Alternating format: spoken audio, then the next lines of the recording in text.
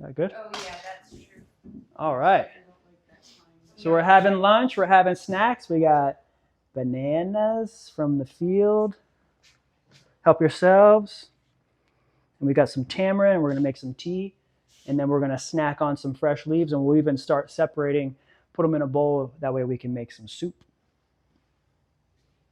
Yeah. So if you guys have any recipe questions, this is kind of what this episode is just kind of recipe cooking, how to incorporate it into the diet more. We've been doing meetings every, I think, Thursday on recipes and cooking. And it's been really nice to have that opportunity to talk about the food. Oh, good. Amanda is just here. And lots of messages of people coming up, wanting to come here, saying hey. Thanks, team. Thanks for coming in. So what I did first is I heated water first.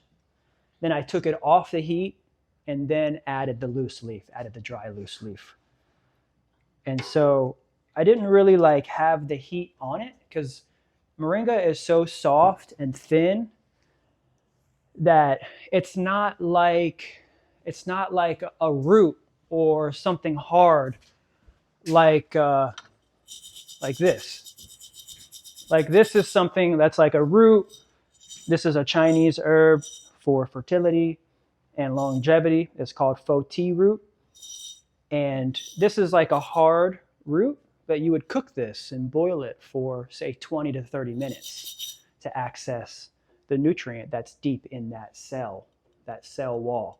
You want to break it down. This is literally a dried root. You can feel how hard it is, right? It's super hard. Like if you bite it, it's like a rock. But this is so soft and wispy and light and airy that I don't like to boil it or cook it for a long time. And I like to get the leaves separated. And what I did here was actually used dried loose leaf. And this has the mint in it as well.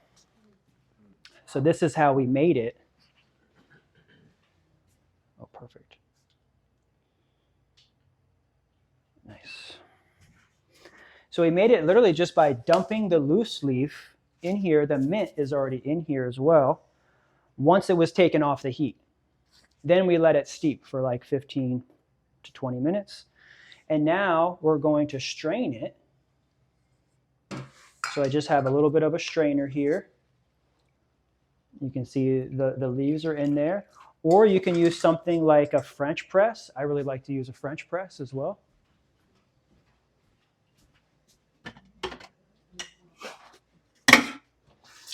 French press is like your best friend for any kind of tonic or mix.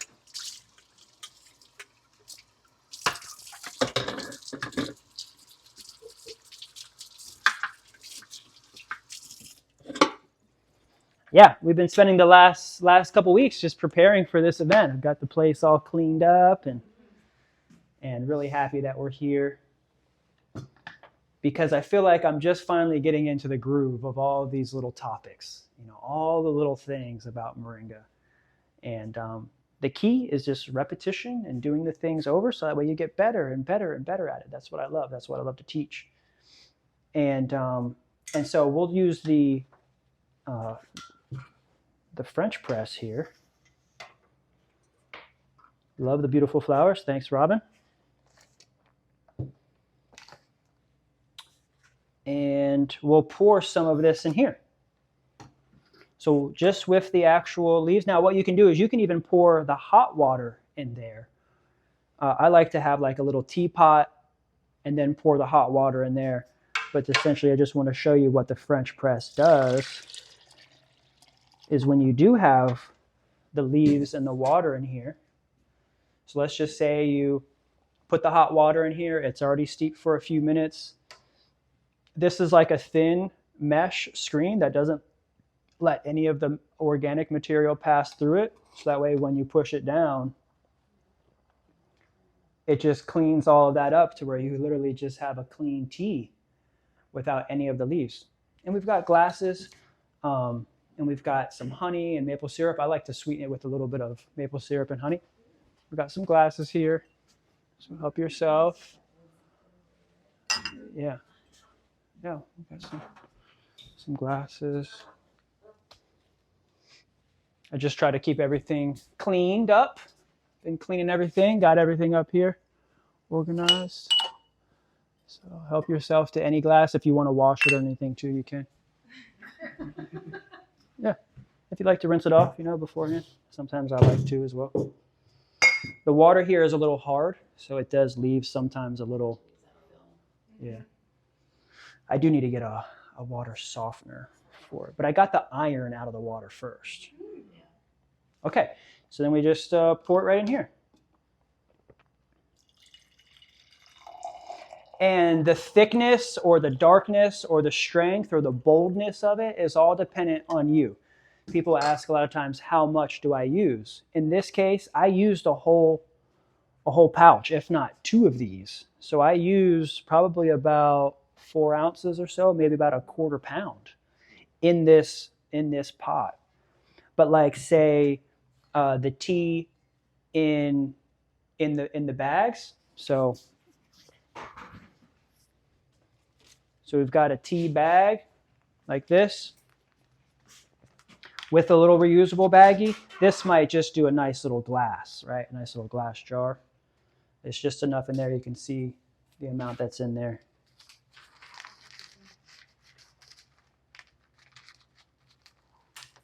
And that'll be a gift. So you guys want to try it? Yeah. That's good. Help yourselves. Really, here's the French press. It's not sweet or anything. It does have the mint flavor, which is good. But if you wanted to add a little bit of maple syrup, I think I just ran out of honey. Oh, you priced them. Oh. Your mom said I follow your word. But it's a nice light tea. Sometimes I'll add a little syrup or honey, helps with it. But the mint already in it is also really helpful. And even if you like just a bitter tea, it's good as a bitter tea. There's more. Are you sure? Yeah. Oh yeah, yeah, we got plenty more here. Here, some is already strained here too.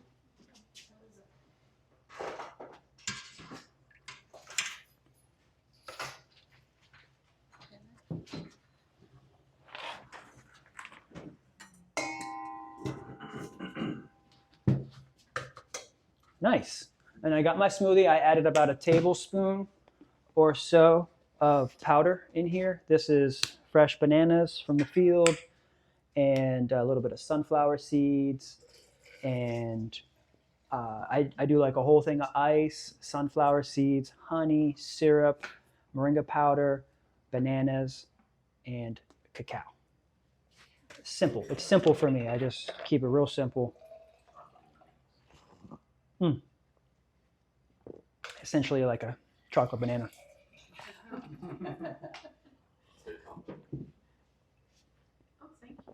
It fills me up. This will last me. I just snack on this if I get a little hungry. Just kind of snack on that because I eat really light throughout the day, so things kind of move through my body really fast. I don't really have like a lot of heavy or dense foods in my system, so it moves really fast, so my metabolism is high. Sometimes I wonder, with the sugars, and so that's why I've been even using my Moringa cayenne tincture, because it really just helps. If I have a little feeling of a headache because of being hungry, because I'm working, because I'm not taking a rest, then sometimes I just need a supplement in that moment. And so I'll just take the Moringa cayenne.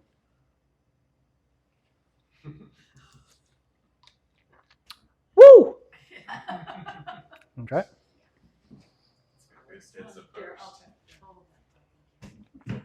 Yeah, so if there's any questions or anything, don't hesitate while we have a few more minutes. Got these beautiful bananas here. Look at that. Wow. Yeah. I mean, we have a whole nother rack out there too. Well, because I actually have a design. Um,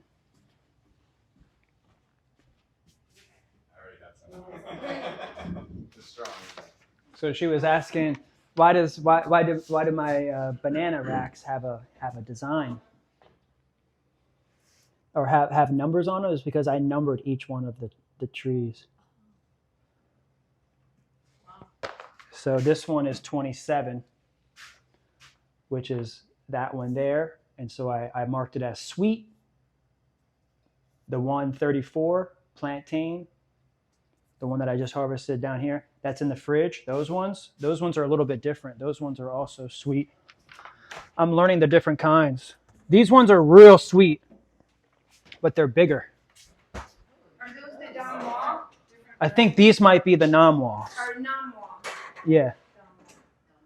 These ones came off of a rack. These ones are really good. They've just been in the fridge, so they're a little darker. But really, really good. But this is essentially why they have the number on it, because I'm keeping track of everything, yeah. So I marked the date, because like one year it was like, do I even have any sweets? Because it just was plantain, and that's why on there I marked those plantain ones, because I want to replace them.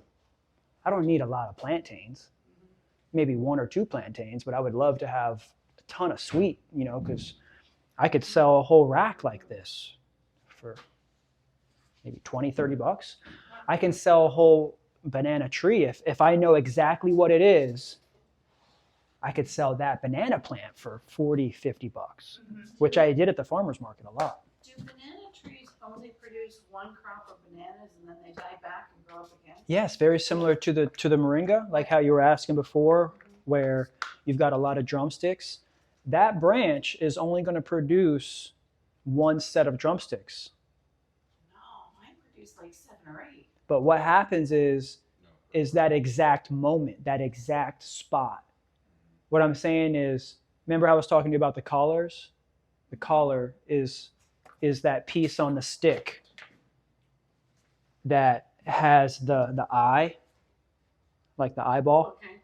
right? So like if this was a moringa and you've got the hole, right? We call that the collar that the branch comes out of. There's a flower moment at that moment. So that flower from that particular one is going to be the only one that comes out of that one. That branch might have another one come out here next year. Oh, okay, yeah. Right? And typically it'll move up and move up. But eventually that branch, if you don't harvest it after 2-3 years, the production declines. And they just become really lanky, and they age faster when you don't do anything with them, because they're very soft and brittle, to where the branches will break, and then that's where from that break it splits and then it grows all new branches. So essentially what we're doing as the harvesters, we're just acting as nature and speeding it up and removing any organic matter and keeping it clean. Great. That's pretty much it for food. Mixes, soup. The thing that I would do for soup is actually meticulously just pull the little ones off. It's very meticulous. Last year we actually had a girl here from the Philippines, and she was cooking soup for us, and she spent like an hour, 2 hours of just getting that little piece out, because even just that little piece in the soup, it just kind of changes the texture and the taste. And so she was really meticulous to just get each little branch off, and was kind of going through it, just making sure that all the little branches are out, just all the little ones. And just by doing that, you'll have a really nice soft leaf with no sticks, stems, or branches, and then you can just steep that in warm water. Or even a really good thing that people like to do is put it in a wok and then stir fry it.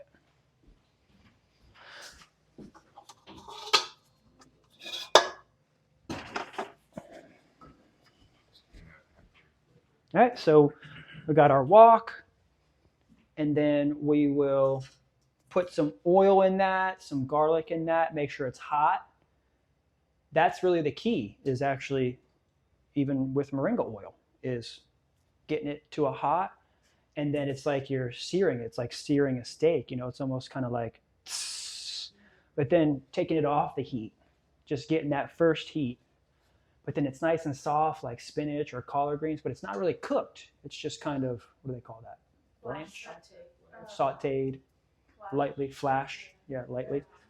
But then, so either this same leaf could be used as a soup or as a nice stir fry. And I like to do that quite a bit. It's just adding a little bit of leaves pretty much in every meal, a little bit of fresh leaves in every meal. For me, if I'm eating really light or haven't had the time or haven't gone shopping and I really only have like rice or quinoa or something, at least I know that if I put moringa on it or in it, that I'm getting the vitamins and the minerals in it. It makes me feel like I'm having like a steak, you know. The moringa doesn't have any carbs, which is why you can't really live on it by itself. You know, steak and meat, they have a little bit more carbs and more like, it's not necessarily more protein, it's just a different density, you know, because protein is amino acids, which is a liquid, right? Which is the same thing that's in here. It has all 9 essential and 9 non-essential. So it is a complete protein. Say what's up to Mr. Duck. Hey, Mr. Duck. Hey, buddy. Hey, Mr. Duck. What's up, man? You want some bread? You want some snacks? You got to come in. You going to come in here? Come on now. Yeah. Actually, I just moved that separator machine this morning, and there was a snake under it. Not a black snake. It was like a red, orange with like diamonds on it and everything. I grabbed it, but I accidentally I crushed it for a second. Did it die? No, actually. Was it poisonous? I don't know if it was poisonous. It wasn't a rattlesnake, but I touched it and I grabbed it. It was more orange with some really nice diamonds on it. It wasn't wrapped. It wasn't like rings. Rings, okay. But it was more of like an orangey copper. Yeah. You know, it had a small head, but are those poisonous? No. Yeah. I was playing with it. I said, "I'm sorry, man. I broke your back." Because he was like, "Oh man," and I'm just like, "Oh man," because he was shedding just down under that separator machine, but I moved it. And snakes around here are great because it helps to keep the rats from under the trailer. Yeah. All right, so that was a good little cooking one. What's our next one that we're gonna do here? Oh, hey, Cynthia's here too. Good. We just got done with lunch and cooking, and then we'll be back at 1 here, and we're gonna do. We'll go to the greenhouse. We'll do seeds. We'll just post up in front of the greenhouse, and we'll do greenhouse and planting seeds, potting up with pots. We'll talk about greenhouse. I've got a couple thousand trees in there, and we'll be back in about 30 minutes for that. Okay, see you then. All right, thanks, Cynthia. You're welcome. Yeah, we're having fun. We got a good crew here. All right, I'm glad to hear it. Tell her Robin said hi. Robin's here. She says, "Hey." Hey, Robin. All right. See you in a few minutes.